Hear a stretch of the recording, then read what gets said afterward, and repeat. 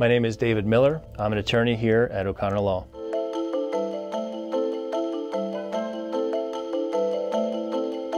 Wage loss benefits and workers' compensation are based on the impact on one's earning capabilities after a work injury. So if an injured worker can't get back to do their regular job for, let's say, 10 days to 14 days, workers' comp, the law itself says that there's a wage loss component that would fill in that gap. There is a 1-week waiting period in workers' comp, so an injured worker would have to be out longer than 7 days to start recovering wage loss benefits.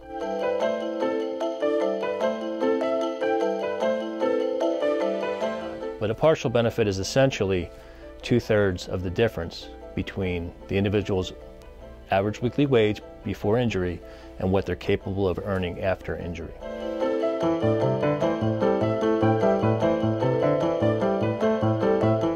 The immediate step is always to report the injury, and that is the step that the injured worker must take.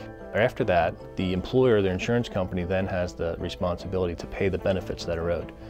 If that doesn't happen, we urge all injured workers to give us a call so that we can help them obtain those benefits that they're entitled to.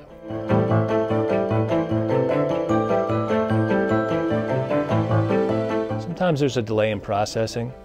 Other times they just decide that they're not going to pay and put the onus on the injured worker to take that next step. And unfortunately, we see that a lot. It's a built-in delay system on the employer side.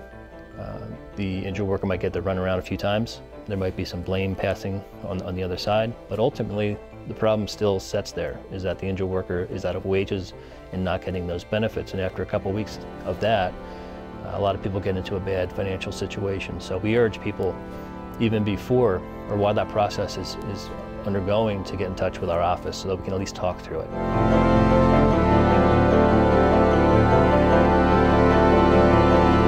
Well, my goals are to make sure they're being paid properly if they come to our office and they're on a partial already. We always take a look at the numbers to make sure the math was done right.